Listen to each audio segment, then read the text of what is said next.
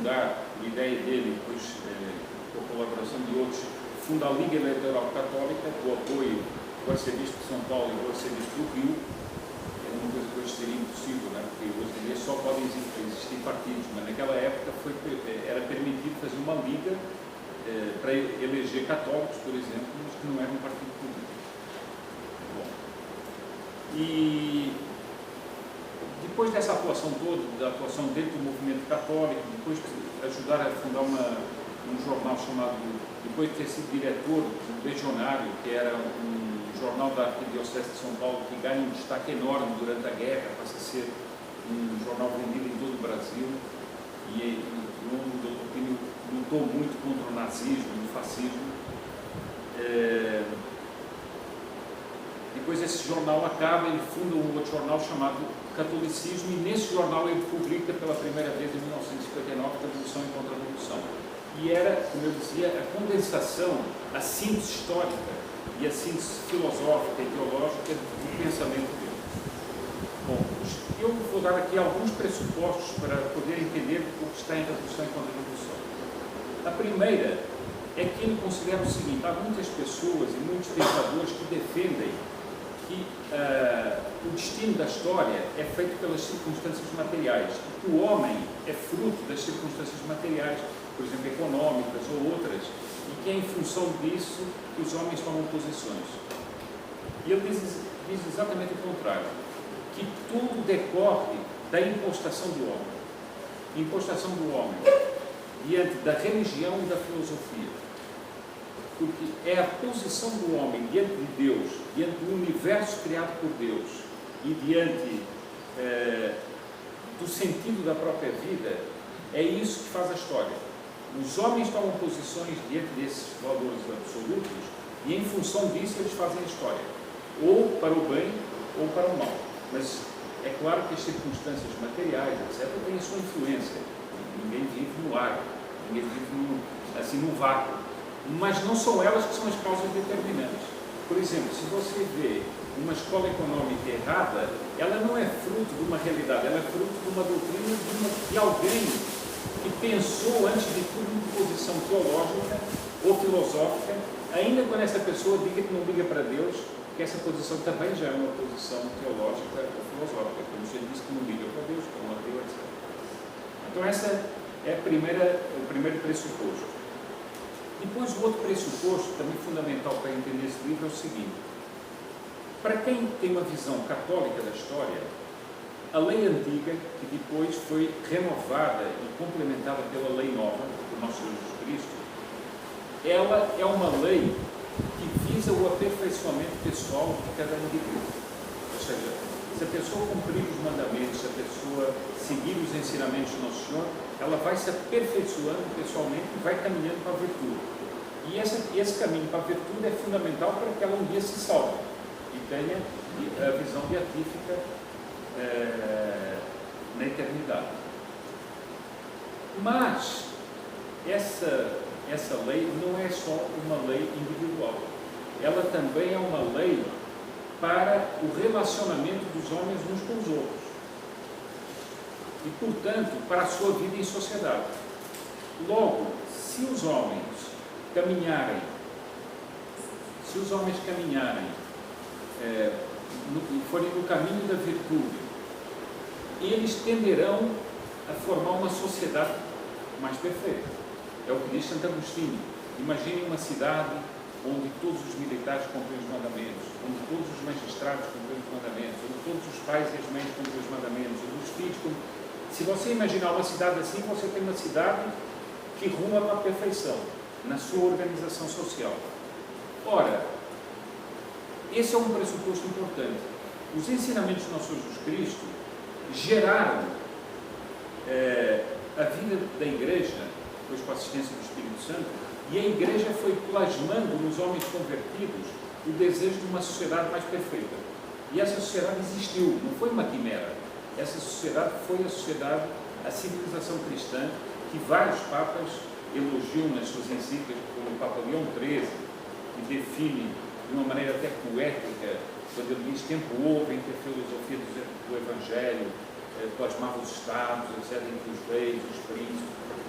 Bom, então houve de fato uma civilização cristã. São Pio X, o Papa São Pio X diz o seguinte: não se trata de instaurar uma civilização cristã, mas de restaurar uma civilização cristã, porque essa civilização cristã existiu. Então, os homens elaboram uma cultura, uma ciência política, uma ciência econômica, uma ciência social, toda em função da Igreja. Ora, exatamente o processo que ele vai descrever aqui é a destruição desse edifício da civilização cristã, de múltiplos modos. Bom, um outro pressuposto é o seguinte: não há nenhuma civilização que possa chegar a uma perfeição grande. Houve civilizações pagãs que tiveram certas perfeições, mas a perfeição total, a perfeição máxima de uma civilização é quando ela está ligada à Igreja e à fé. Se ela não está ligada à Igreja e à fé, ela vai, a um certo momento, se desviar e vai desaparecer. Então, o declínio de uma civilização cristã só se pode dar de uma maneira: destruindo na sociedade civil todos os fundamentos dos ensinamentos da Igreja, fazer com que a Igreja seja afastada dessa civilização e os homens passem a viver segundo outros modelos, segundo outras perspectivas, segundo outros princípios. Nós estamos no auge disso. Hoje, se você vai falar contra o aborto, você dá um argumento religioso, o que é que acontece? Eu dirigi uma campanha contra o aborto em Portugal. Se você der um argumento religioso contra o aborto, você diz: não pode. A Igreja não tem nada a ver com isso. Como? Mas eu não posso dar o meu princípio católico para me opor ao aborto. Por quê? Não, porque a Igreja não tem nada a ver com isso. Mas como é que a Igreja não tem nada a ver com isso?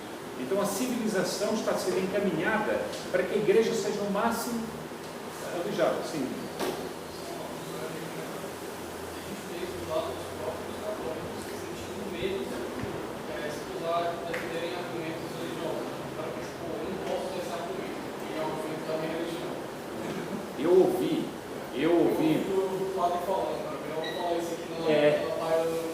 Eu ouvi em Portugal muitos católicos me dizerem isso. Dizerem o seguinte: não dê esses argumentos, porque esses argumentos, mas como? Esse é o argumento mais sério. Né? Tem que usar um argumento neutro, né? Neutro, é. Foi como a mim me pediram para fazer um discurso, uma marcha contra o aborto em Portugal, quando Portugal, depois da aprovação da lei do aborto, 5 anos, já tinham sido praticados 60 mil abortos pelo Estado. E me disseram o seguinte: faça um discurso moderado. Mas o que é isso, meu amigo? Eu estou falando de 60 mil mortes e vou falar de um discurso moderado. O que é isso? Para não lembrar os princípios, para não lembrar quem vem a morte. Bom, um outro ponto que é muito importante para entender este livro é o seguinte: quando a gente hoje em dia vai discutir doutrinas, sistemas ideológicos, as pessoas partem sempre do princípio seguinte: não, teve um fulano que de repente, não sei, na casa dele deu um tilt na cabeça dele e ele elaborou uma doutrina. Ele elaborou a doutrina, jogou aquilo no mundo cultural, aquilo se espalhou e pronto. E aí mudou o mundo. Isso é uma irrealidade. Por exemplo, Gramsci. Todo mundo fala: porque Gramsci escreveu os cadernos do Cárcere, não sei quantos, e Gramsci é isso e aquilo. É claro que é. Só que Gramsci é isso porque a doutrina dele caiu num ambiente que era favorável. Caiu, e é o que eu vou mostrar aqui, é a preparação tendencial das almas para aceitar uma doutrina. Porque senão, o que é que acontece? Você pode ter pessoas que fazem doutrinas malucas, se ninguém lhes der atenção, eles vão ficar em sua cabeça, com o seu livro, com a sua elaboração, e que nunca saem do livro. E esse é um ponto importante. Nós não podemos pensar o movimento revolucionário como pensadores que ficam sozinhos elaborando doutrinas, jogam como se fosse uma bomba e aquele negócio vai explodir do nada.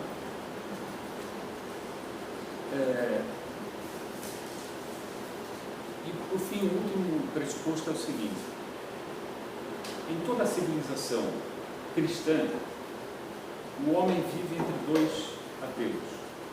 O apelo da virtude, por isso é que a Igreja, ao longo de 2000 anos, o que é que ela faz? Celebra missas, ministra os sacramentos, dá ensinamentos, chama os homens à virtude. Por que é que ela precisa fazer isso continuamente ao longo da história? Porque os homens tendem sempre, pelo pecado original, a afastar-se. Então é preciso um apelo contínuo para que os homens retornem sempre aos ensinamentos cristãos. Bom, mas como o homem tem pecado original, pelas paixões desordenadas, o homem tende ao mal. Seja pela inteligência, seja pela vontade, seja pela sensibilidade, o homem tende ao mal. Tem uma propensão ao mal. Com a ajuda da graça, ele é capaz de proibir isso e manter-se na virtude. Bom, se alguém conseguir trabalhar essa propensão do homem ao mal e favorecê-la, estará fazendo uma obra contrária ao que faz a Igreja, porque a Igreja exatamente favorece a tendência do homem ao bem.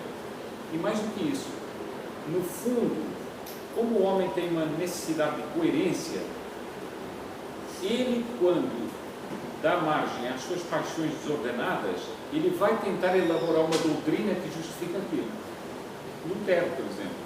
Podem pegar Lutero, ele já tinha uma série de propensões e a partir de um certo momento ele começa a elaborar uma doutrina que justifique aquele desregramento das paixões dele. E aí faz uma doutrina universal, e que a Igreja tem que mudar, e que a Igreja está errada. Bom, então eu agora passo propriamente, dei esses pressupostos aqui, e passo exatamente para a essência do livro. O Dr. Plínio diz o seguinte: a crise moderna, eu já vou dar as características que ele dá no livro, a crise moderna que nós vivemos é uma crise múltipla. Ela se dá na economia, ela se dá na política, ela se dá na cultura, ela se dá em todos esses campos. Mas ela se dá, antes de tudo, na alma do homem. A crise moderna é uma crise de alma do homem contemporâneo. Ou seja, o homem contemporâneo, por uma sucessão de fatos históricos e por assimilar doutrinas errôneas e por propensões da própria alma, há no homem moderno uma insurreição contra a ordem natural e contra a ordem posta por Deus na criação e contra a ordem sobrenatural ensinada pela Igreja. Infelizmente nós vemos isso muito, né? Por exemplo, os ativistas, todos esses ativistas das causas aborto, casamento homossexual, etc., o que é que eles propõem? Por exemplo, quando eu sei que aqui o Petro já deu já fez uma exposição sobre a ideologia de gênero, mas a ideologia de gênero é uma negação radical que dá ordem natural. É uma negação até a última consequência daquilo que Deus pôs na própria natureza. Portanto, é uma revolta contra Deus. Então, essa crise é essencialmente do homem contemporâneo, da alma do homem contemporâneo.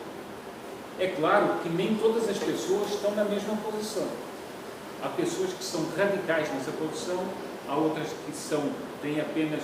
É como, digamos assim, nem todo mundo, por exemplo, entre os criminosos, nem todo mundo é um assassino em série. O sujeito pode eventualmente cometer um assassinato. Agora o outro não, o outro está lá no extremo, já é um assassino em série, já é outra posição. Mas os dois estão no mesmo caminho do mal. Bom, então, ele dá como características dessa crise, que essa crise é universal. Não há hoje nenhum povo que esteja fora dessa crise. É o primeiro ponto. Ela é una. Imaginem um incêndio. A pessoa vai para uma floresta, tem um incêndio, e a pessoa vê o incêndio da floresta, o que é que ela diz? Isto aqui é um incêndio. Mas ela, se quisesse, poderia dizer o seguinte: tem um incêndio da árvore A, um incêndio da árvore B, um incêndio... Cada um desses incêndios é um incêndio à parte, porque é feito de maneiras diferentes, o fogo pega mais numa árvore do que na outra, há uma série de circunstâncias concretas. Essas árvores todas são as instituições, os povos, etc., que estão contaminados, mas o incêndio é um só, ainda que nas circunstâncias concretas haja diferenças. Então nós temos a cristandade, o que era da cristandade, atingida por um mal que a vai demolindo de múltiplos maus. Ela é total. Isso quer dizer o seguinte: ela atua em todas as potências da alma humana, em todos os campos da cultura, em todos os domínios da ação do homem. Eu ontem, por exemplo, estava conversando com duas pessoas, uma coisa assim, só para dar um exemplo que fique mais claro, uma coisa que parece totalmente inocente. Como eu vivo em São Paulo, eu estou vivendo isso dia a dia. Agora, a moda do prefeito Haddad, do PT, são as ciclovias. Ciclovias parece um anúncio da sociedade do futuro, né? Uma coisa assim, a gente tem a impressão que se pisar na ciclovia vai para uma utopia, não sei para que século. Bom, o que é fato é que elas são as mais caras do mundo, isso são. É só pintar o chão de vermelho, mas elas são as mais caras do mundo. Bom, mas o seguinte, não há coisa mais inocente que o sujeito andar de bicicleta. Qual é o problema do sujeito andar de bicicleta? É uma coisa inocente. Só que, do ponto de vista revolucionário, na realidade, esse ato, que é um ato neutro, passa a servir a uma causa. Se eu tenho compilado muito isso, artigos, eu vi, por exemplo, um artigo defendido do Haddad que dizia o seguinte, que a implantação das ciclovias é uma mudança civilizacional. Não é qualquer coisa que fez isso. Instalar uma ciclovia é uma mudança civilizacional. Por quê? Porque ela visa a destruição dos carros. O prefeito Haddad disse numa reunião que o sonho dele é acabar com os carros em São Paulo. Porque isso representa uma sociedade consumista. Uma sociedade que destrói o planeta. Então, essa sociedade precisa ser substituída por uma sociedade que seja frugal. Em vez de você ter um carro de luxo, você tem uma bicicleta. Então, não sei se dá para entender o seguinte, como toda atividade humana, ainda que pareça neutra, pode ser incluída nessa situação. Depois, outra característica que eu usei, que ela é universal, una, total, dominante, porque todos os acontecimentos modernos, eles parecem muitas vezes caóticos, parecem muitas vezes dispersos. Por exemplo, ontem à noite estava conversando com o Miguel e o Mateus também, sobre, até você falou da questão islâmica, e o Miguel também. A questão islâmica parece uma realidade totalmente à parte, por exemplo, da crise que nós estamos vivendo no Brasil. São duas coisas distantes. No entanto, não são duas coisas distantes. Elas visam o mesmo fim. Segundo a perspectiva do meu opinião, elas visam o mesmo fim. Por caminhos totalmente diferentes, elas visam o mesmo fim. O islamismo hoje investe de uma maneira contra a civilização cristã, o governo que nós temos aqui investe de outra maneira contra a mesma civilização cristã, e eles ambos tentam destruir a mesma coisa, o mesmo edifício, e a igreja também. Sim. Embora não necessariamente eles sejam aliados, né? Não, exatamente, mas aí é que é o interessante, eu vou falar disso, a aparente contradição dos movimentos, existe isso. Mas São Luís Maria Grignon de Montfort, na oração abrasada, diz isso. Os inimigos de Deus muitas vezes são dispersos e lutam entre si, mas quando chega a hora de atacar, eles se unem nas suas diversidades para atacar o mesmo inimigo que é a igreja, e atacar o mesmo inimigo que é Deus. Então, muitas vezes os movimentos são contraditórios. Por exemplo, se você for pegar escolas de filosofia modernas, não são todas iguais. Mas se você for ver, mais ou menos elas caminham todas para a mesma coisa. Você pode pegar as escolas de filosofia mais díspares, mas elas caminham para a mesma coisa. Uma ideia panteísta, uma ideia... Por fim, há um aspecto muito importante, que é a última característica dessa revolução, é processiva. Nenhum homem chega ao mal num momento só. É muito difícil um homem chegar a uma posição do mal logo de uma vez. Ele vai processivamente. Não, talvez esta coisa aqui sim eu possa fazer, só essa. Depois, talvez essa aqui eu também possa fazer. Então ele processivamente vai abandonando o bem, vai abandonando a virtude e vai chegando a uma posição de mal. Agora, foi exatamente o que aconteceu com a civilização.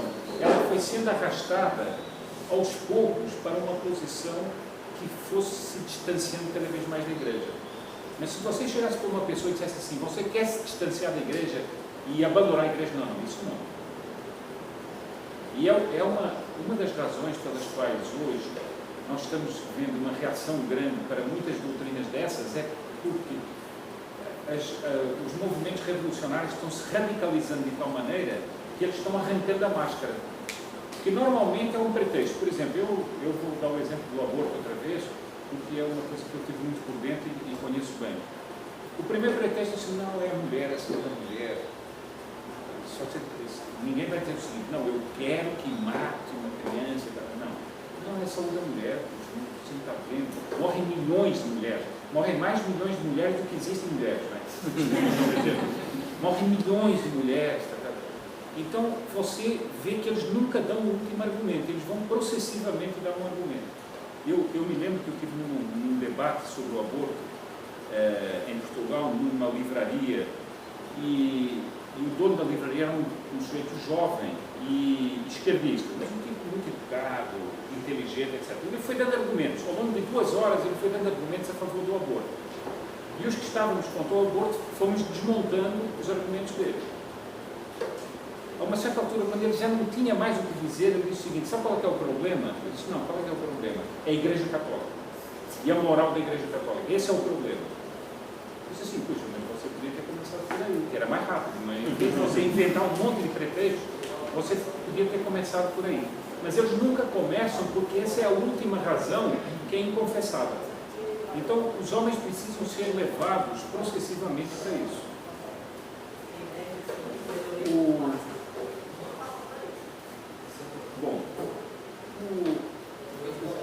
Eu agora passaria a dar o que é que o Dr. Pino entende pelo processo histórico dessa revolução. Segundo os papas, segundo vários papas, o auge da civilização cristã foi o período medieval, mais ou menos até o início do século XIV, mais ou menos, não dá para definir uma data assim quadrada, não existe uma data quadrada, as mentalidades foram se transformando aos poucos. Mas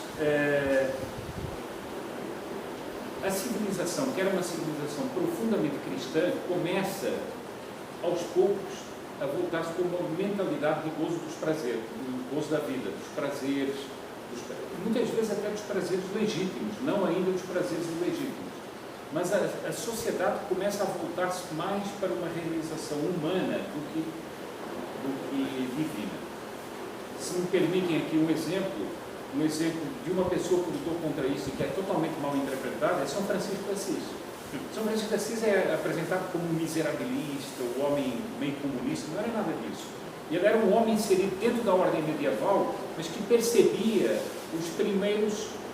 as primeiras decadências da ordem medieval e tentou resgatar daquela maneira, falando da pobreza, exatamente, para mostrar o seguinte, para mostrar que era preciso voltar a uma austeridade cristã. Não que a riqueza fosse um mal em si, mas ele estava dando um remédio, é como alguém que estava dando um remédio. Ele estava em plena ordem medieval fazendo isso, chamando as pessoas para voltarem para a austeridade cristã.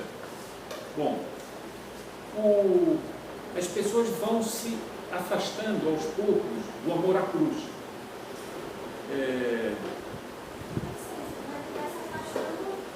Por quê? Você vai ver o seguinte, existe na vida espiritual uma coisa que é uma espécie de cansaço do bem. Isso é uma coisa que em qualquer manual de vida espiritual existe. A pessoa pode estar no caminho do bem, mas a um certo momento, se ela não caminhar mais, se ela não for mais para frente e não procurar mais a virtude, ela se cansa e passa a estagnar-se no bem. Primeiro estagna-se no bem, depois ela vai começando a decair no bem e por fim ela vai caminhar para o mal. É um processo espiritual. Ora, houve uma espécie de cansaço de tanto esplendor medieval, de tanta virtude, e o homem, o homem começou a sentir. Eu vou lhe dar um exemplo da Escritura, mas quando São Pedro caminha sobre as águas para Nosso Senhor, ele depois afunda nas águas, por quê? Porque ele começa a olhar para si mesmo e esquece Nosso Senhor, e começa a pensar em si mesmo e aí ele afunda nas águas, porque ele perdeu aquela fé total. Então, o medieval começa a procurar, na ordem esplendorosa que o cercava, um certo deleite que já não era totalmente voltado para Deus. Então, você pega, por exemplo, a cavalaria. A cavalaria até aquele momento era heróica. Era uma cavalaria voltada contra os inimigos da igreja. Não passa a ser uma cavalaria romântica. Ela passa a pôr a mulher como uma espécie de objeto da cavalaria. Ora, já não era o heroísmo cristão, era um heroísmo que tinha notas de cristão, mas já humano, porque era a cavalaria sentimental que entrava em tudo. Depois, quem salvou a cultura antiga? A igreja. A igreja salvou dos bárbaros, de tudo aquilo. Foi a igreja que salvou a cultura antiga. Mas ela não salvou apenas. Ela elaborou a cultura antiga e ela partiu da cultura antiga, da filosofia antiga, etc. Elaborou toda a sua doutrina, toda a sua filosofia, etc. O direito, a mesma coisa. A igreja resgatou o direito romano, depois o amalgamou com uma parte do direito bárbaro e fez o que era o direito dos povos cristãos, que era uma coisa sublime. Bom, começam a aparecer pessoas que dizem o seguinte: não, isso aqui é um pouco bárbaro, nós temos que voltar ao direito puro romano. Se você ler os livros da Regina Pernu sobre a Idade Média, ela fala muito isso. Na arte começa aquela adoração das coisas gregas e romanas outra vez, e dizemos o seguinte: não, tudo isso aqui assim é muito esplendoroso, mas é um pouco bárbaro. Nós temos que voltar à pureza das linhas, voltar à pureza das formas. Então, aos poucos, vai-se lançando assim um fascínio por uma época que era pagã. No fundo, por uma época que era pagã. E nós temos o começo do Renascimento, que é um renascimento que no início não se opõe à igreja. Ele nasce dentro da igreja. Então, muita gente na igreja se entusiasmou com o Renascimento. Achou aquilo lindo. Houve muitas coisas que foram derrubadas, o próprio Vaticano foi derrubado. Esse Vaticano atual é o Vaticano que substituiu o antigo Vaticano em nome do quê? Da Renascença. Houve muitos santos que pediram ao Papa para não fazer isso, para que não houvesse essa destruição. Mas foi feito, porque era dentro da igreja uma espécie de adoração da ordem antiga pagã. A respeito do Vaticano, só uma curiosidade.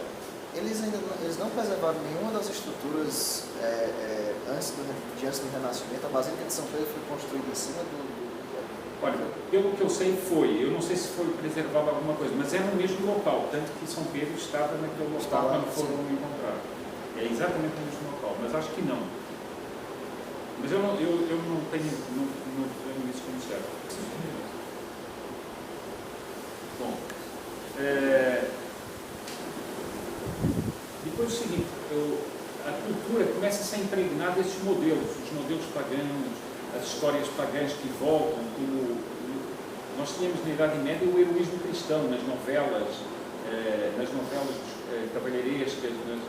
Isso tudo vai sendo substituído aos poucos, outra vez, por modelos pagãos de heroísmo, mas tudo de uma maneira muito, não é assim, um dia era de uma maneira e no dia seguinte é de outra maneira. Não, é o seguinte: olha, você gosta muito da civilização cristã, mas você já prestou atenção que também existe um heroísmo pagão? Que interessante. Então a pessoa aos poucos vai minando aquele ambiente cristão com pequenas coisas que vão modificando a mentalidade das pessoas. As mentalidades vão se modificando. Eu sei que é um pouco difícil explicar a mudança de uma mentalidade, mas eu vou dar um exemplo concreto. Nós estamos assistindo a uma mudança de mentalidade no Brasil. Há uns anos atrás, queira ou não se queira, é mais ou menos a população apoiava a guerra das pessoas. Mas existem fatores que dá para tentar detectar e assinalar. Bom, exatamente a Renascença, então esta seria historicamente a primeira revolução. A Renascença e o protestantismo, elas são profundamente ligadas. A Renascença vai relegando um pouco a igreja a um patamar um pouco secundário e o homem passa a ter propriamente a consciência do humanismo. O homem passa a voltar-se sobre si mesmo. Se nós formos ver, por exemplo, toda a estatuária do Vaticano, ela é muito humanista, não é uma estatuária medieval, que era uma estatuária muito mais... a arte medieval era muito mais tendente ao sublime e ao transcendente. Ali não, passa a ser uma coisa muito mais humana. Bom, o homem vai começando a ficar mais ganancioso, mais pragmático, e essa influência da igreja vai desaparecendo um pouco. Aí começa a surgir a pré-revolução protestante, com John Huss e com Wycliffe, quando eles começam a dizer o seguinte: não, a igreja não tem essa importância toda. Isso é um exagero medieval, dar toda essa importância à igreja. E a igreja abusou do seu poder, inclusive sobre a sociedade temporal. Nós temos a famosa bofetada da Agnani, né, no Papa Bonifácio VIII, em 1300 e pouco, quando o Papa enfrentou o rei da França, que não queria mais submeter as leis do reino às leis da igreja, porque ele achava que, no fundo, a igreja tinha que ser dominada pela sociedade temporal, e ele se enfrenta com o rei Filipe o Belo, e esse enfrentamento, digamos assim, é tomado por muitos como o início simbólico da decadência medieval e da influência da igreja sobre a sociedade. Esse, digamos assim, é o primeiro grito desse laicismo que nós vivemos hoje em dia. Mas vejam bem, aquele ato já é simbólico que nós estamos assistindo hoje em dia, porque eles bofeteiam o Papa. O Papa é esbofeteado por um cavaleiro, emissário do rei, ele é esbofeteado. Parece uma violência única. Na Idade Média, esbofetear um Papa, isso era uma coisa, do ponto de vista simbólico, era como um rompimento com toda a ordem medieval.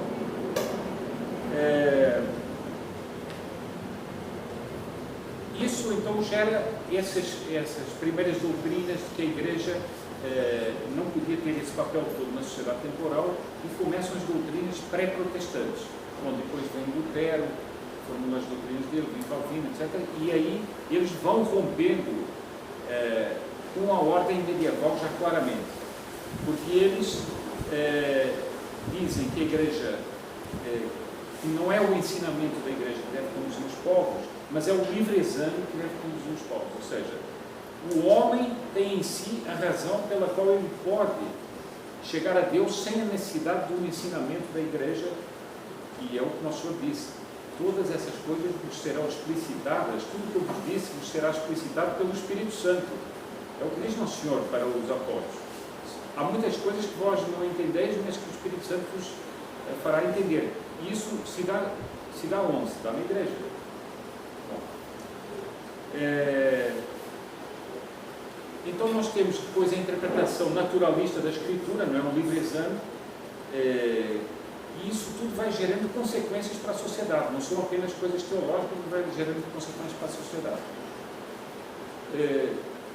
Essa seria a primeira revolução. A segunda revolução, muito tempo depois, é a Revolução Francesa. O que é que são estes marcos? São os marcos a partir dos quais se gera uma série de fatos ao longo dos séculos. A Revolução Francesa foi em 1789, mais ou menos. Ela gera depois uma série de fatos que vão se prolongar até o início do século XX. A derrubada das monarquias, tudo isso é fruto da Revolução Francesa. Portanto, são explosões históricas que levam a uma consequência de fatos depois para frente. O jansenismo, que era, digamos assim, a heresia encapotada protestante dentro da igreja, vai debilitando as forças dos católicos. Há santos que são perseguidos, como São Luís de Marignan de Montfort, que é altamente perseguido pelos bispos jansenistas, é preso, inclusive, por causa dos bispos jansenistas, e aquilo vai debilitando a fé da igreja, e as pessoas da alta nobreza começam a ser influenciadas pelos enciclopedistas, pelos homens que vinham com a cultura, com a revivescência da cultura pagã, com hábitos e costumes que já não eram cristãos. Começa a dissolução das altas classes sociais, e quando se organiza, digamos assim, e se conspira a Revolução Francesa, esse edifício todo já estava podre. E a nobreza se entrega, a nobreza cai, os reis são mortos, e toda uma instituição que era o trono católico, essa ideia é posta como execranda. E a partir dali começam a perseguição em todos os países, que uns demora mais, noutros demora menos, por exemplo, aqui no Brasil, a monarquia cai quase no início do século XX, mas era fruto das ideias da Revolução Francesa. Bom, depois, se nós acompanharmos nesse processo histórico, tanto na Revolução Protestante como na Revolução Francesa, houve grupos extremistas que já propunham formas de comunismo. Os anabatistas, por exemplo, na Revolução Protestante, propunham a liquidação de qualquer ensinamento, era só a pessoa se comunicava com Deus e explicitava a doutrina que ela quisesse, tinha o costume que ela quisesse, era totalmente um racionalismo total em matéria de religião. E também propunham vida comunitária, em que não houvesse bens de ninguém, não houvesse propriedade, etc. Então, eles seriam uma espécie de avant-garde do comunismo. E assim também na Revolução Francesa houve a mesma coisa. Até que nós temos a terceira revolução, que é o comunismo. Evidentemente, isso aqui, eu estou fazendo uma exposição que é muito abreviada, isso é um livro, não posso dar o livro todo numa tarde. Mas depois é interessante ler o livro para estudar, mas depois vem a explosão comunista, que é mais uma revolução, é a consumação das ideias igualitárias que destruíram a autoridade do Papa. Os protestantes destroem a autoridade do Papa. A Revolução Francesa, que destrói a autoridade do rei, ela passa-se para um outro ponto, que é a destruição da autoridade daqueles que têm propriedade. É preciso eliminar a propriedade, é preciso eliminar todas aquelas classes sociais que dominam a sociedade, com bens, e nós temos o comunismo, que caminha mais para uma sociedade totalmente igualitária. Esse ponto, a mim me parece, agora, nesse momento importante, é o seguinte: quais são essas molas propulsoras? Eu falei muito do mal que existe na alma humana, não apenas nos sistemas filosóficos. Quais são essas molas que levam o homem a essa posição? São o orgulho e a sensualidade. São duas paixões desregradas no homem que levam a essa posição. O orgulho é aquela paixão desordenada pela qual o homem não aceita nenhuma superioridade acima dele. Por quê? Por inveja, por ódio à criação hierárquica, porque Deus fez uma criação hierárquica. São Tomás diz isso. Seria impossível Deus criar uma criatura só que o espelhasse a ele. Ele tinha que criar uma multiplicidade imensa de criaturas. E essas criaturas não podiam ser todas iguais, tinham que ser hierárquicas e desiguais. Inclusive os homens, que são todos homens, os seres humanos, são todos diferentes. Não há um homem igual ao outro. Não há uma alma humana igual ao outro. Bom, exatamente essa tendência desregrada diz o contrário. Deus não existe, eu não aceito esta criação desigual e eu quero que todo mundo seja igual. Nós estamos chegando a isso com, por exemplo, os direitos dos animais. É a proclamação de que o animal é igual ao homem. Olha, isso é um atentado a... Eu vi outro dia um artigo que agora já os defensores dos direitos dos vegetais. Não parece uma brincadeira, mas é. Pessoas que dizem o seguinte: você não pode comer uma alface porque ela tem sensibilidade e ela está se sentindo torturada. Agora, se você disser isso assim, você parece estar uma cena de manicômio. Se você vir isto de uma perspectiva religiosa, não é uma cena de manicômio, é uma cena de ódio à criação de Deus. Outro dia assisti uma palestra sobre ideologia de gênero. A pessoa que estava dando era uma professora de São Paulo. Ela disse o seguinte, que ela lê muito sobre isso. As correntes feministas mais radicais diz o seguinte: olha, mas o que é esses direitos da mulher? Para quem? Não há mulher nem homem. Não tem que haver direitos das mulheres. Isso é muito atrasado falar de direitos das mulheres. Não, mas isso é um absurdo tão grande. Quer dizer, como é que uma pessoa pode negar essa evidência primeira que há homens e mulheres? Deus criou assim. Mas isso só é possível ou se o sujeito for louco ou se ele for totalmente odiante a Deus. Portanto, a mola propulsora dessa revolução em todas as suas etapas é essa: orgulho e sensualidade. O orgulho, como eu já disse, é aquela que visa fazer tudo igual. A sensualidade, o que é? Não haver nenhuma lei moral. Não pode haver lei moral. O sujeito pode fazer tudo o que ele quiser. Ora, a igreja ensina exatamente o contrário. Nosso Senhor veio dizer exatamente o contrário. Ele veio dizer exatamente o contrário. Não farás tal coisa, não farás tal outra, não roubarás, não cometerás adultério, Ora, o homem nessa posição desregrada diz o seguinte: eu quero fazer tudo, eu não quero trava nenhuma. Nós temos o que nós estamos assistindo hoje em dia: é aborto, é casamento homossexual, etc. Não há trava alguma, não pode haver trava nenhuma, mas não vai parar aí, porque agora vai haver pessoas que vão pedir pedofilia. Claro, é uma lógica. Se não tem regra, não tem regra nenhuma. Há pessoas que vão pedir a poligamia. Por que não? Já estão pedindo. Há pessoas que vão pedir relações com animais. E por que não? Consagradas pelo Estado. Então, o seguinte, eu queria só mostrar o seguinte: isso é o extremo de um processo. É um extremo de um processo histórico. Se você for analisar Lutero, talvez Lutero não tenha dito isso, que era preciso que os animais fossem iguais aos homens. Mas na revolta de Lutero estava incluído esse erro. Por quê? Porque era uma explosão de ódio contra a ordem criada. E esse ódio é um ódio que se desenrola e vai até o fim.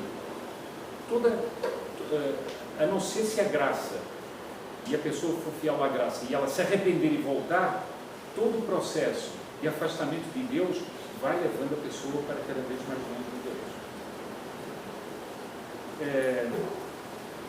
Eu espero não estar sendo um pouco cansativo com isso aqui, não sei se conseguiram explicar bem o que eu quero explicar. Bom, agora vem um outro ponto importante dessa concepção a respeito da revolução. O Dr. Pino diz o seguinte: a revolução tem três profundidades: as tendências, as ideias e os fatos. As tendências são exatamente as tendências dentro da alma do homem. O homem, por exemplo, vamos voltar para a época em que no Brasil foi aprovado o divórcio. As pessoas diziam o seguinte: puxa, esse negócio de casamento no absoluto é uma coisa um pouco chata. Não dá. Eu gostaria de poder flexibilizar isso aqui do casamento. Então, ele tem aquela ideia, tem aquela tendência dentro da alma dele, que é uma tendência ruim, e que ele vai começar a favorecer. A uma certa altura, ele não vai se contentar em trair o cônjuge. Ele vai dizer o seguinte: não, eu preciso elaborar uma ideia que justifique essa minha posição. Foi exatamente o que aconteceu com São Tomás Moros. Estou falando aqui de São Tomás Moros. O que aconteceu com São Tomás Moros? Era a tendência má do rei, que queria uma coisa ilegítima. O São Tomás Moros disse: não te é lícito fazer isso. Eu que era íntimo amigo do rei, disse: não te é lícito fazer isso. Aí o rei já passou por uma outra coisa: qual é a ideia que justifica essa minha posição? Então ele elaborou uma doutrina que justificasse a sua posição. Isso, portanto, são as tendências, as ideias e os fatos. Qual é o fato? O rompimento com a igreja. Ele rompe e funda uma igreja própria. Portanto, há três etapas. Essas etapas, historicamente, podem se misturar. Não necessariamente estão nessa ordem, mas elas são a ordem do espírito humano. O homem tem a tendência ao mal, cede a tendência ao mal, tem necessidade de justificar essa tendência com uma doutrina, e depois passa essa doutrina para os fatos, faz revoluções. Então, se ele acha que todo mundo deve ser igual e ninguém deve ter propriedade, ele organiza um movimento que faz uma revolução, como o MST, por exemplo, invadir propriedades. Então ele passou da tendência para a ideia, elaborou a ideia, e depois passou para o fato, que é a revolução. Eu só esclareço que isso não é sempre nessa ordem pelo seguinte: porque uma pessoa, diante de um fato revolucionário, pode ser alimentado na sua própria tendência. Vou dar um exemplo. O casamento homossexual, nessa perspectiva, é um fato. Ele, quando é aprovado em lei, ele passa a ser um fato revolucionário. Ora, esse fato revolucionário pode alimentar as tendências ruins de muita gente que ficava assim: será que eu tomo essa posição? Será que eu não tomo? Não sei se deu para...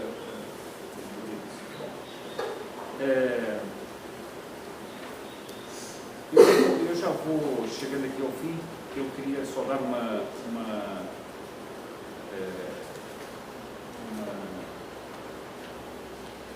parte sobre a contra-revolução também.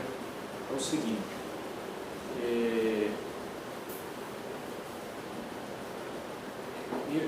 aqui o Dr. Plínio dá muita importância à revolução nos ambientes e na cultura. Eu disse que muitas pessoas só dão importância à revolução das ideias. Ora, muitas vezes, o que é que nós fazemos durante o dia todo? Nós estamos na nossa casa, é um ambiente. Nós vamos para um café, é outro ambiente. Nós vamos para uma sala, é outro ambiente. Nós andamos na rua, é outro ambiente. Esse ambiente não é apenas o ambiente físico, mas é o ambiente das pessoas que nós encontramos. Tudo isso é uma contínua influência sobre nós. E é nessa influência, que muitas vezes, nesse convívio, nesse ambiente, que muitas vezes nós vamos sendo influenciados. Depois nós temos o papel da moda, da arte e tudo isso que vai criando essa influência nas pessoas. Bom, há um ponto fundamental, por que essa revolução é essencialmente anticristã? Qual é o princípio que rege, qual é a série de princípios que nos regem, que nós proclamamos no credo? Que existe um Deus, Criador do céu e da terra, de todas as coisas visíveis e invisíveis, que esse Deus colocou nessas coisas visíveis e invisíveis, ele colocou uma ordem, que essa ordem, nessa ordem universal, ele colocou o homem como coroação dessa ordem terrena, que o homem era agraciado por todos os dons de Deus e que depois ele pecou originalmente, ou seja, Adão e Eva pecaram e transmitiram a toda a humanidade o pecado original. E isso tornou necessário o Redentor, que é nosso Jesus Cristo. Isso é a essência, isso é uma coisa essencial da doutrina católica. Se a pessoa não admitir, por exemplo, o dogma do pecado original, ela pode ser cristã, mas ela não é católica. A necessidade da redenção, nós precisamos de um Redentor. Por isso é que nós adoramos nosso Jesus Cristo, que nos redimiu e nos abriu através das portas do céu. Ora, a revolução é essencialmente anticatólica nesse ponto, porque ela diz o seguinte: a sociedade humana não precisa de Deus para nada. Se a pessoa individualmente quiser cultuar a Deus, cultua, mas nós, na sociedade humana, não precisamos de Deus para nada. Portanto, ela afasta da ordem civil, ela afasta a Deus. Mas mais do que isso, a sociedade revolucionária apresenta ao homem como redenção o quê? A técnica. Nós todos vimos isso. Não, talvez no futuro o homem consiga a imortalidade, porque os tais avanços da técnica vão levar o sujeito à imortalidade, ou vão fazer com que o sujeito viva de modo quase infinito. Há sempre, o que nós ouvimos sempre é o seguinte: a técnica está redimindo o homem está salvando as doenças, o homem está fazendo tudo pela técnica. Não quer dizer que a técnica é ruim em si, não é isso que eu estou dizendo. Eu só estou dizendo o seguinte, que a esperança revolucionária é na redenção do homem pela técnica.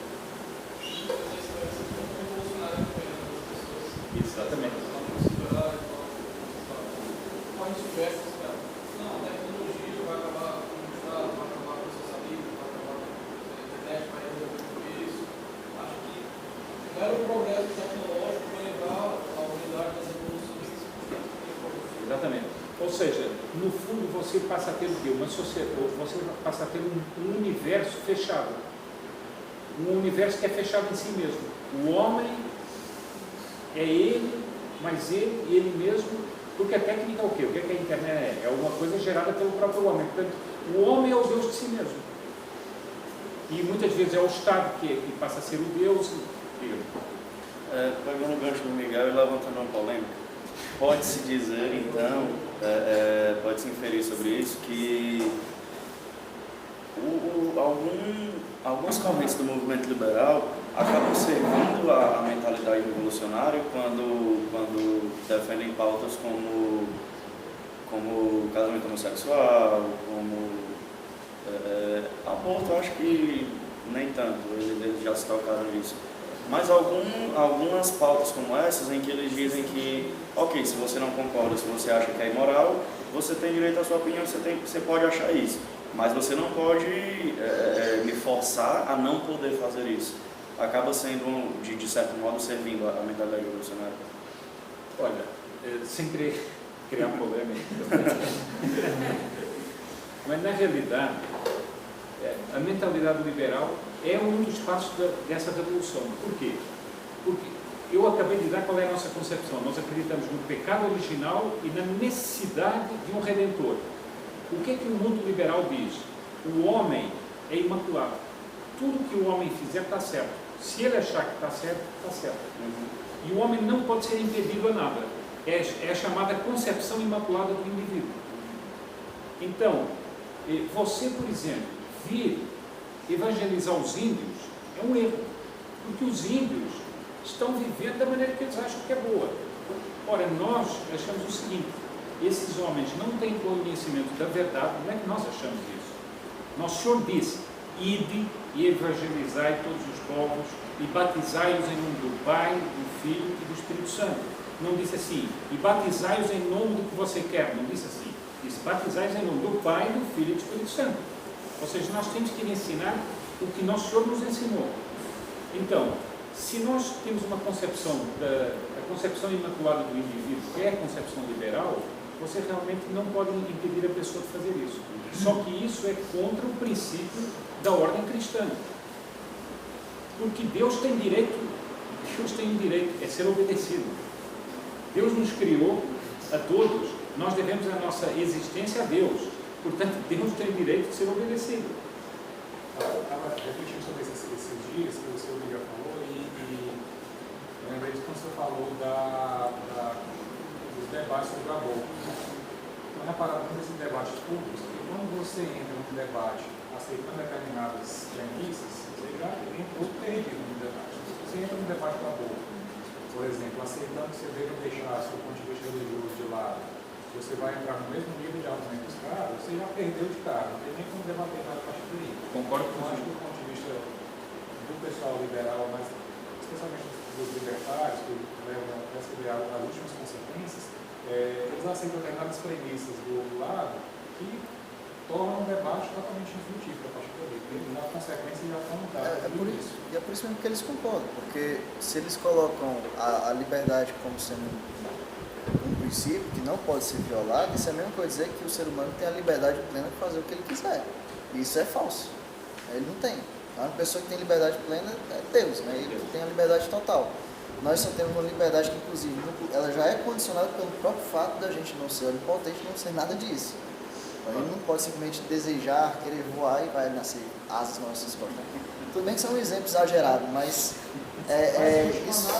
Não, isso se... Acaba não sendo isso, porque Sim. você parte da premissa, a consequência natural daquilo ali é inevitável. Se você aceita aquilo como ponto inicial, as consequências depois não adianta você ficar debatendo essas consequências, a última vai ser a mesma. Por isso que eu coloquei para mim. Sim. Exatamente, eu concordo inteiramente com você e acho que muitas vezes nós fomos derrotados, inclusive em Portugal, por católicos que chegaram com essa coisa, que atacavam aos outros católicos por darem argumentos religiosos.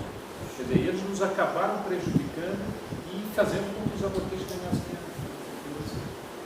Concordo inteiramente. E agora, eu digo o seguinte, é preciso ver que nós católicos temos uma noção de liberdade muito clara, que nós somos seres livres. Deus nos criou livres, mas só que a nossa liberdade é de acordo com essa ordem que Deus pôs na natureza, inclusive dentro de nós. Porque os mandamentos não são um ato arbitrário de Deus, estão de acordo com a natureza humana. Basta ver o seguinte, basta ver como cada vez que se viola a lei de Deus, nessa aprovação dessas leis totalmente loucas e afrontando a lei de Deus, o que é que elas geram? Geram um caos. Elas geram um caos. Isso é interessante ver pelo seguinte, que mostra que uma ordem de Deus não é uma ordem arbitrária, é uma ordem sapiencial eterna. Né? Bom, só para completar, essa ideia liberal da concepção imaculada do indivíduo, depois é atacada pelo comunismo, que diz o seguinte: não, o indivíduo não, mas a massa sim. E esse aqui é um outro ponto que eu termino por dar, que é o seguinte: a revolução, neste processo, ela é matricida, ela é autofágica. Nós não podemos esperar que o mal de hoje seja inteiramente coerente com o mal de ontem. Ele vai devorar o mal de ontem, porque como ela é processiva, precisa devorar o mal de ontem. Hoje o individualismo é uma defesa contra o comunismo. É um erro, mas é uma defesa contra o comunismo. Se hoje você só estiver defendendo o individualismo, já está, em certa medida, impedindo que a revolução vá mais para frente. Mas esse individualismo, em um certo momento, foi o extremo desse erro. Sabe? Então, a revolução é matricida nesta perspectiva. Ou seja, ela mata o erro que ela mesma gerou. E isso é típico do quê? Do mal. O mal é assim. Ele rouba aquilo que ele promete. Dizem que o demônio promete uma coisa, depois rouba aquilo que ele prometeu. Diga.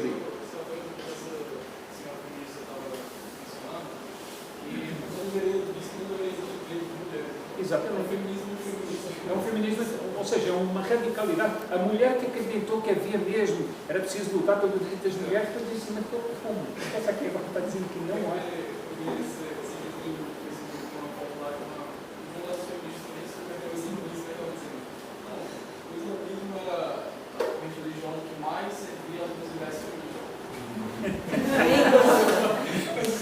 Eu não sei como. Da Revolução Popular, por exemplo, ele foi revolucionário no século XVIII. Enquanto que para Marx, depois do século XIX, ele é considerado a reação. A reação, exatamente. Mas ele é que prepara o caminho do comunismo. Ele prepara, sim. Ele prepara nas mentalidades e tudo, ele prepara. Mas depois, essa revolução mais extrema precisa matá-lo. É exatamente o que o comunismo fez com o mundo burguês. O mundo burguês foi o mundo que se opôs ao mundo aristocrático, etc., mas depois é devorado pelo mundo comunista. Bom, qual é que é a ideia da contra-revolução? É exatamente a contra-revolução, não é uma corrente apenas de pensamento. Ela é uma corrente espiritual, tem que ser concebida como uma corrente espiritual. Se a revolução começa dentro da alma humana, só é possível conceber a contra-revolução começando dentro da alma humana. Ou seja, a pessoa precisa, dentro de si mesma, não ter nenhum espírito revolucionário. Então você pode ser tudo, menos um contra-revolucionário nessa perspectiva. Ou seja, a contra-revolução é, antes de tudo, uma atitude espiritual que depois se traduz em ações, em pensamentos, em ações, etc., a favor da contra-revolução. Qual é a essência dessa contra-revolução? É a Igreja Católica. É a graça de Deus que vem pela Igreja Católica. Não adianta querer conceber uma contra-revolução nas nuvens e separada da Igreja Católica. Porque a Igreja Católica é a alma da nossa alma. É aquela que nos transmite a graça e que, pela qual pode ser restaurada a ordem da civilização cristã. Senão não tem sentido chamar-se até uma civilização cristã. Bom,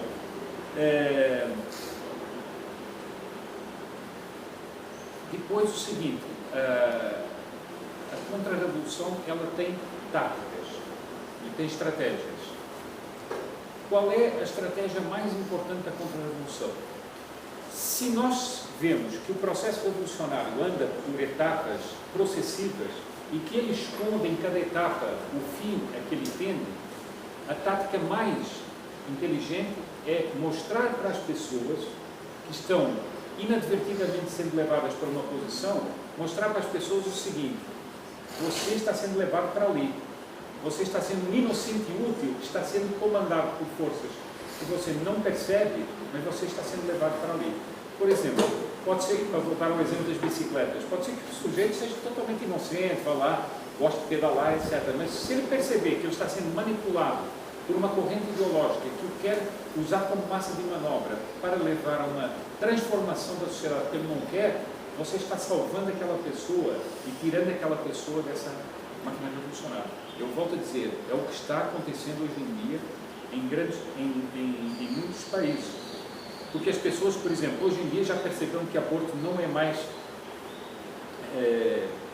a saúde da mulher, mas é na realidade uma ideia ideológica, um culto de morte. E quando as pessoas perceberam isso, por que é que há um refluxo do público a favor do aborto no mundo inteiro? Por exemplo, nos Estados Unidos há estados que já não há aborto, não há mais clínicas de aborto, apesar de haver a lei, já não há mais. Por quê? Porque a mentalidade das pessoas voltou para trás. Isso é um fato muito importante. Por quê? Porque a revolução é como um trem. Tem uma máquina que puxa e tem todos os vagões. Se você começar a brecar as rodas de vários vagões que estão atrelados atrás, você para aquela máquina que está na frente. E a máquina só tem uma hipótese: ou ela se destaca completamente e deixa tudo para trás, e aí não adianta mais nada, porque ela não leva a sociedade no seu... Ou ela vai ter que diminuir a marcha dela. E quanto mais nós formos conseguindo diminuir a marcha dela, mais ela vai se deteriorando. Há um revolucionário qualquer que usa essa imagem muito interessante, que a revolução é como uma pessoa, para falar de bicicleta, é como uma pessoa andando numa bicicleta. Ela tem duas rodas, tem que pedalar.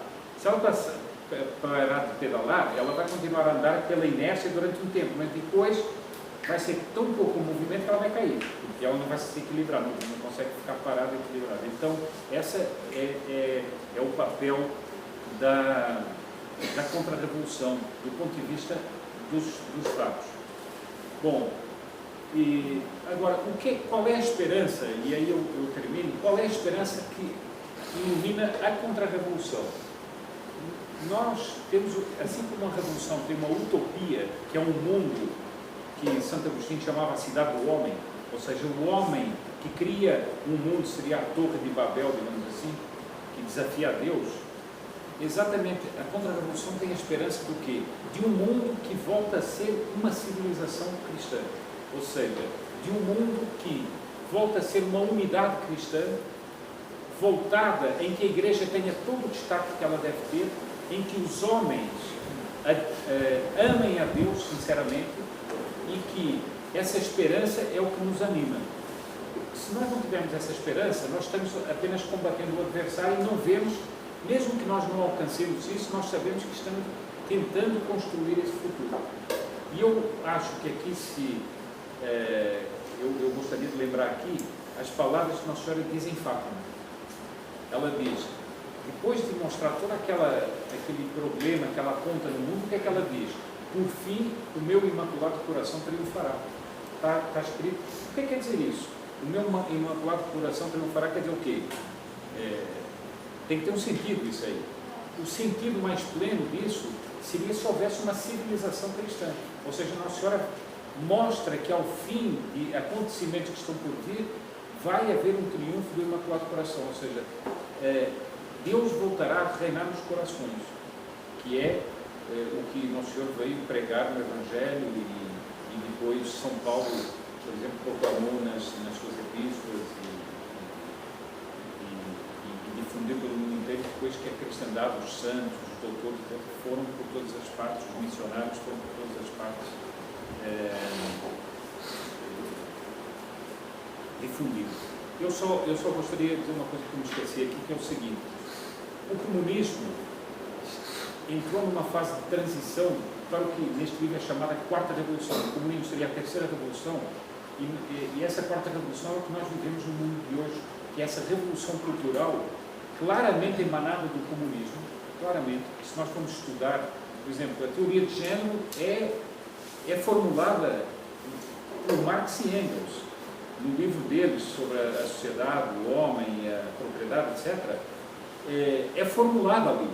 Só que ela ficou confinada durante muito tempo, até que as escolas de Frankfurt e depois todas essas escolas da Revolução Cultural assumiram essas ideias, e nós estamos vivendo uma espécie de desdobramento do comunismo, mas que também vai ser autofágico em relação ao comunismo, porque ele não quer mais o Estado superpotente, mas quer a destruição do Estado, quer a vida comunitária em pequenas comunidades autogestionárias e quer, e isso é um ponto importante, dar a vida tribal, os povos selvagens, como um ideal de civilização humana. Por isso é que o homem precisaria abandonar toda a civilização moderna, toda a civilização desenvolvida, abandonar a cultura, abandonar a indústria, abandonar a técnica, etc., e ir outra vez por uma vida tribal em comunhão com a natureza. Essa seria a meta última da revolução. Bem, eu acho que já os massacrei demais aqui, assim, seria isso aqui. Diga, Miguel.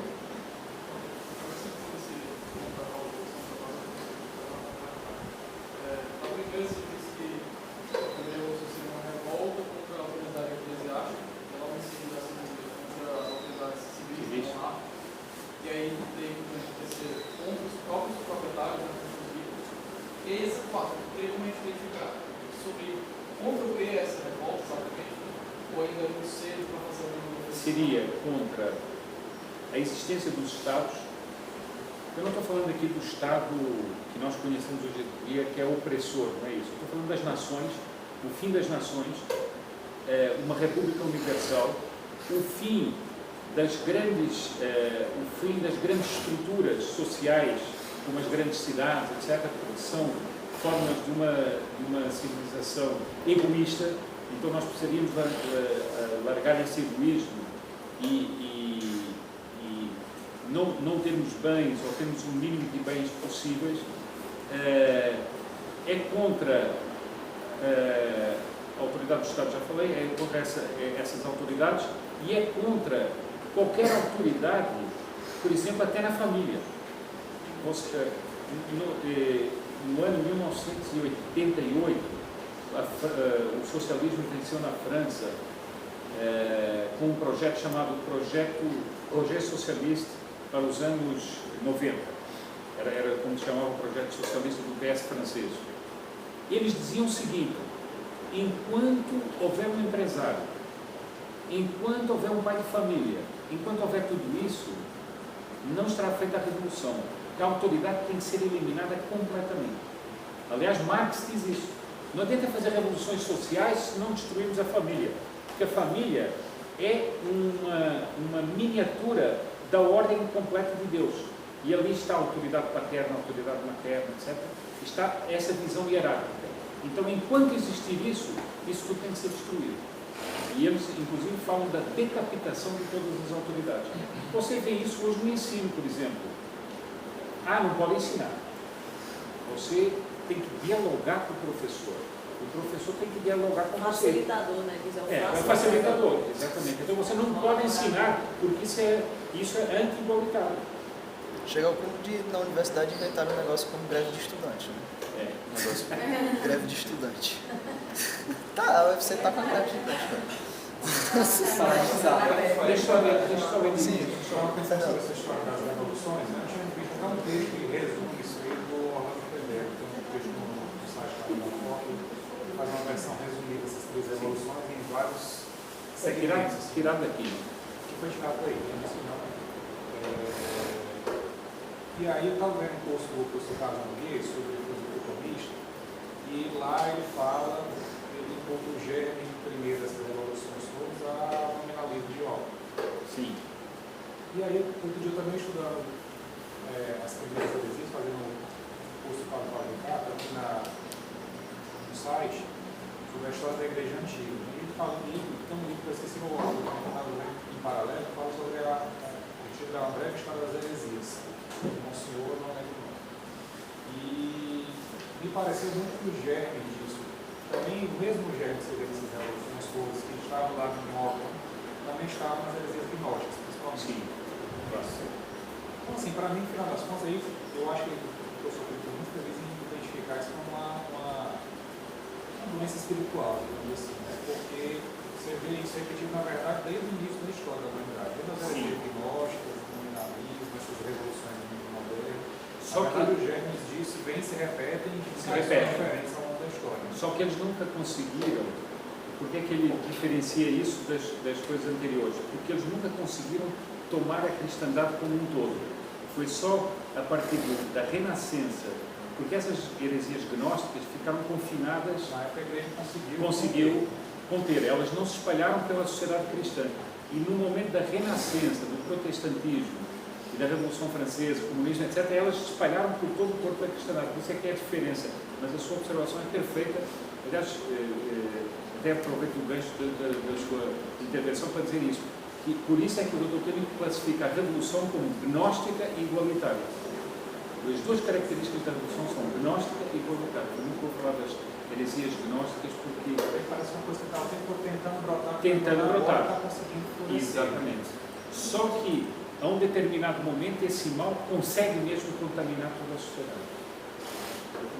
Acho que seria mais um complemento lá que a pergunta do Miguel respondeu, né, agora. Eu sou professor, na época de escola pública, eu trabalho ali na área muito conhecida em Fortaleza, que é a área bem pobre, é muito complicado de se trabalhar. Né? E todos os dias eu vejo a complicação que é você, cada dia está ficando cada vez mais complicado, porque as crianças, elas, hoje em dia, elas quebraram completamente a ideia de hierarquia, de autoridade, de respeito, de valores.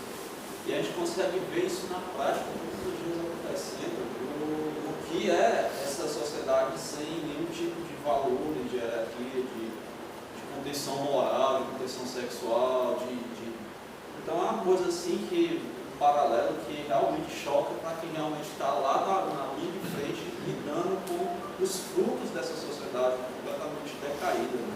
Agora, exatamente, você vê a consequência. Se você for perguntar a cada uma dessas pessoas qual é a doutrina que é nova, ela nem sabe. Mas ela, na sua alma, está sendo favorecida por doutrinas errôneas que foram espalhadas e ele está aprendendo aquilo. Ele vai para o colégio, ouve aquilo, ele vai para tal... E aí ele vai se tornando essa pessoa. Sem ter essa ideia explícita na cabeça, a alma dele vai apodrecendo com essas... Eu acho que é isso é muito importante, porque é o seguinte, é uma consequência prática, e você vai ver o seguinte, o que está acontecendo com a sociedade? Ela está se desfazendo. A sociedade está se desfazendo. A desestruturação familiar, os socialistas pregam que basicamente o fruto da nossa violência é a desigualdade econômica e social. Claro. E quando você tem dois olhos, você trabalha o grego, você enxerga, você vê que isso é uma balela tão grande, isso não é dessa forma. A desestruturação social é parte da desestruturação moral em si, o senhor falou aí como todo esse movimento revolucionário acabou de citar, né, que ele está desfazendo a sociedade. Eu só estou lembrando do que eu li quando eu dei uma palestra sobre a nova era e a revolução cultural do Olavo de Carvalho, e ele, inclusive, ele fala justamente um negócio que eu fiquei pensando depois, que toda essa estrutura que ele criar, todo esse revolucionarismo, ele acaba, porque como ele arrasta todo mundo para uma espécie de obscuridade, ele acaba se desfazendo, e é a partir daí que é possível que a civilização ressurja, por assim dizer. Aí o senhor comentou como a nova revolução hoje vamos assim, acabar com as nações, com a ideia de Estado, todo mundo voltar a ter uma vida tribal, e eu pensei, poxa, será que isso no fim das contas não acaba favorecendo um retorno de uma civilização cristã? Porque uma das coisas que justamente, que eu acho que eu vejo que dificulta hoje a gente conseguir restaurar essa civilização é o fato de que, ou pelo menos essa ideia civilizacional, é o fato de que nós vivemos num mundo em que as pessoas compreendem que a autoridade máxima é o Estado, ou a Constituição do país, e não a Deus. E, sendo que se você desmonta tudo isso aí, as pessoas vão acabar fazer meio como foi com o fim do Império Romano, né? Que os patrícios simplesmente foram para o interior e as pessoas tinham que recorrer vamos dizer, a autoridade eclesiástica, porque a autoridade temporal já não existia mais. Será que seria? Agora, eu acho o seguinte, assim, em parte é isso, em parte não é. Eu digo o que é e o que é que não é. É claro que esse desfazimento da sociedade abre os olhos de muita gente e diz o seguinte, puxa, então nós temos que desfazer de tudo. Será que não é o caso de voltar para Deus, então? Sim. Bom, mas por que eu acho que não é como o Império Romano? É porque no Império Romano, por mais que aquele desfazimento estava ali, a igreja tinha uma força tremenda naquele mundo bárbaro que estava nascendo. Estava civilizando aqueles bárbaros havia família, etc. Nós estamos sendo destruídos naquilo que poderia salvar a humanidade, que é a família. E também é preciso reconhecer o seguinte, e nós estamos dentro de uma crise dentro da igreja também, porque nós temos uma igreja que tem doutrinas completamente estranhas, não é? Como disseram vários papas, disse Paulo VI, João Paulo II, Bento XVI, etc. E eles disseram que a igreja está minada por uma série de doutrinas errôneas que são contra a própria doutrina da igreja. Então, os fatores de crise se multiplicam e por isso eu não poria tão automaticamente que esse desfazimento pode levar as pessoas a uma posição de volta para a cristandade. Não estou falando aqui da graça, porque isso é outra coisa. A intervenção da graça, isso é uma coisa discricionária de Deus, que Deus faz quando quiser, chama as pessoas quando quiserem, aí não há regras. Aí é outra coisa. Só estou falando das condições naturais. Mas, de qualquer maneira, o desfazimento que eu acho é o seguinte: há um problema, a revolução tem sempre um problema de passar uma etapa para outra. E essa é que me parece a mim que é a etapa mais difícil de passar. É você dizer o seguinte: renuncia a todo esse mundo de conforto, de não sei quantos, para ir para uma vida tribal. Peraí, como é que é? Vamos com calma. Mesmo que ele seja apenas um hedonista, não seja uma pessoa religiosa. Mas isso, mas como? Eu fiquei me matando a vida inteira para ter isso aqui, para conseguir essas coisas todas, agora vou renunciar a isso tudo. É uma coisa que não é muito fácil. Então, essa transição pode ser uma transição radical, mas que seja uma transição muito difícil para os movimentos revolucionários. E veja que é um pouco o que está acontecendo, porque esses movimentos todos, por exemplo, você pega esses movimentos MST, aqueles movimentos 20 centavos, não sei o que, eles não conseguem ter audiência. Não conseguem. Eles são umas minorias, chegam, gritam, mas as pessoas, por exemplo, ocupar o Wall Street era um negócio espetacular, porque as pessoas agora viver assim meio tribal, as pessoas passavam por eles e mandavam sujeitos, mas todos de iPhone, né? Ocupar o Wall Street, mas todos de iPhone, né? Então, você fica assim, poxa, mas peraí, o que mundo é que é esse que eles querem nos empurrar?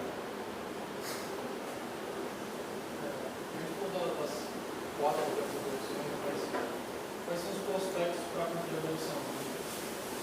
O que a gente vê como sinais de esperança ou possibilidades reais de modificar politicamente esse processo? Eu também estava com curiosidade sobre isso, principalmente quando você citou que assim, não é só no mundo das ideias, mas em todos os ambientes que estamos, etc. Bom, eu acho o seguinte, assim, a maior esperança que nós temos é a graça de Deus, né? Bom, se me permite assim uma observação, um grupo como esse para mim já é um sinal, porque isso não seria o normal no curso das coisas. No curso das coisas as pessoas estarem desinteressadas, cada um tocando a sua vida. Portanto, grupos assim que vão se multiplicando pelo Brasil inteiro, para mim, são um sinal dessa esperança. Agora, qual é, como eu disse, qual é que é o nosso sinal de esperança? É ver que nós podemos hoje atuar em certas coisas cruciais. Como é que você enfrenta um elefante? Você não pode enfrentar um elefante com um soco, porque não adianta que vai se esmagar você. Mas se os portugueses na Índia tiveram que enfrentar exércitos de elefantes, eles cravavam a lança num ponto nevrálgico do elefante e o derrubavam. Então, você vê o seguinte, hoje, há certas coisas que são fraquezas revolucionárias que você pode cravar uma lança ali e derrubar. Veja o que aconteceu com a ideologia de gênero, nessa disputa que houve por todo o Brasil, nas câmaras municipais, etc. E eles julgavam que iam passar isso tranquilamente. Esse que era um ponto nevrálgico. Bom, depois, todo mundo percebe que agora eles querem impor essa questão do desarmamento. Se nós conseguirmos, por exemplo, derrubar isso aí, isso são todos fatores de esperança que vão dando para as pessoas que não concordam com isso, dizem que, puxa, mas nós podemos vencer. Por exemplo, em São Paulo era impensável que aquilo não passasse na Câmara dos Vereadores, era impensável. Foram totalmente derrotados. Isso deu ânimo a muita gente. Então, na medida em que você dá ânimo às pessoas, você vai criando os fatores de esperança. Agora, eu digo uma coisa que o Dr. Pena insiste muito, o seguinte: nós só teremos isso inteiramente se nós formos profundamente católicos, e profundamente devotos de Nossa Senhora. Ou seja, a devoção a Nossa Senhora foi sempre a padroeira da derrota do erro na história, sempre. Ela foi o que ajudou todos os santos a derrotarem os erros. A ajuda especial dela, inclusive o rosário, ela deu para isso, né, para derrotar a heresia albigense. Então, se nós não tivermos isso, não tivermos essa vida sobrenatural, nós somos como um exército que não tem armadura, que não tem armas para se defender, porque nós somos um exército vulnerável. Nós vemos pontualmente essa esperança crescer, sobretudo no Brasil e tal, mas e como é que seria essa esperança para a realidade europeia, do Ocidente, porque já não vê mais a religião com possibilidade, mas com algo anacrônico, né, que é delicado. Por exemplo, eles enxergam, sei lá, o islamismo como algo a ser tolerável, né? Mas o Chile já é algo anacrônico, está fora de questão. Eu vou lhe contar um fato sobre o vai na linha do que você está dizendo. Uma amiga da minha família, um filho dela fez esses programas de missão. Não, esses programas de troca cultural. Já vai para uma universidade, vem o outro para a casa do povo. E uma dessas trocas foi com o filho dela, um filho dela que foi para a Turquia, e da Turquia veio um rapaz para a casa dela que era muçulmano. Então ela disse o seguinte: nossa, que coisa maravilhosa!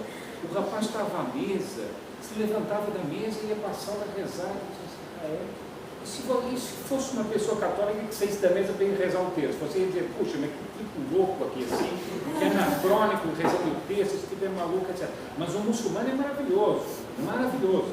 É exatamente esse estado de espírito. Infelizmente, é o estado de espírito de muitos europeus, que eles acham.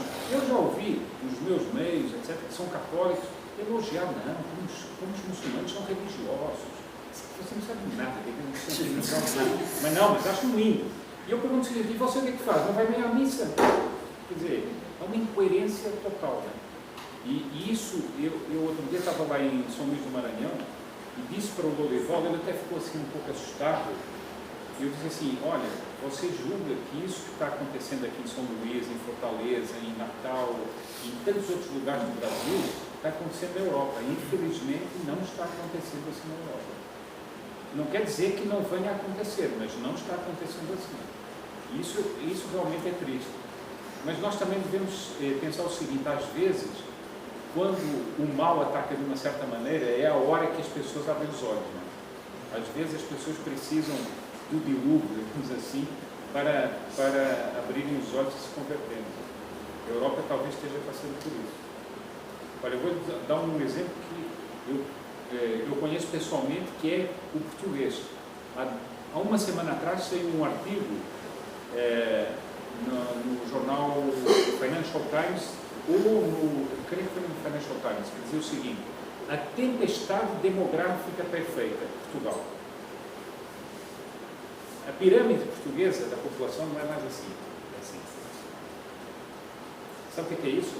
Isso quer dizer que daqui a 30 ou 40 anos não existe mais Portugal. É isso.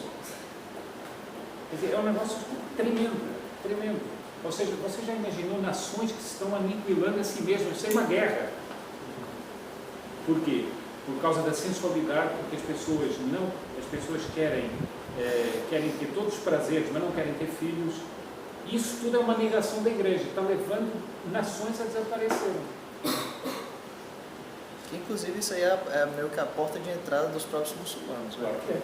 Porque eles chegam lá, tem os filhos deles e tudo aí. Muçulmanos. A França, a Alemanha, a Bélgica são todos desse tipo. Não pode ser sobre a Dinamarca. Se ele não mudar a imagem para subir significativamente rápido, os 20 anos da Dinamarca vão para casa. Já está propaganda da Dinamarca, faça filhos pela Dinamarca. Exatamente. Passa na TV. Mas sabe qual é que é o cinismo?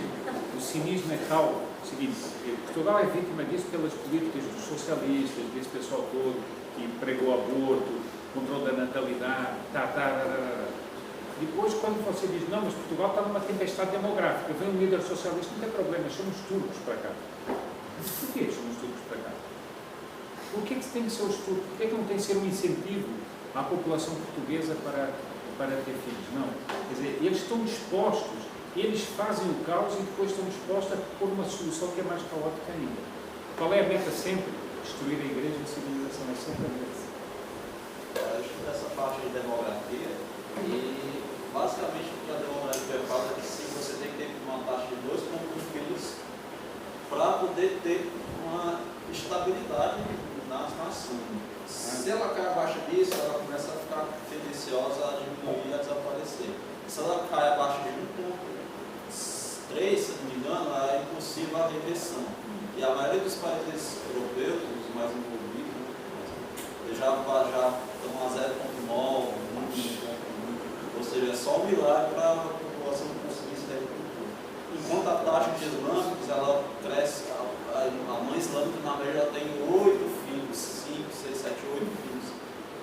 E se continuar esse... 5, 6 ou 8 filhos, pagos por quem? Pelo Estado liberal, assistencialista liberal, que paga para todo mundo. É isso. Então a ascendência das duas curvas, ela já começa a ultrapassar agora. Se não houver nenhum milagre, a tendência vai ser que os islâmicos cresçam. Agora, eu acho que isso aí é uma coisa que é muito importante dizer o seguinte: isto, portanto, não é uma crise assim circunstancial, não é um problema que nós temos aqui na universidade, na Uniforme, numa sala de aula.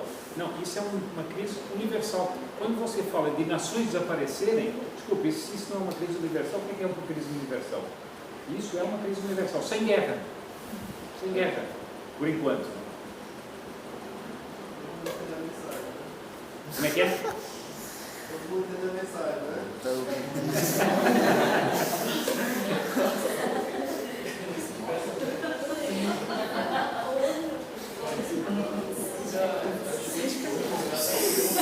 Lançou agora uma reportagem falando da agressividade dos protestantes e tal, tudo bem.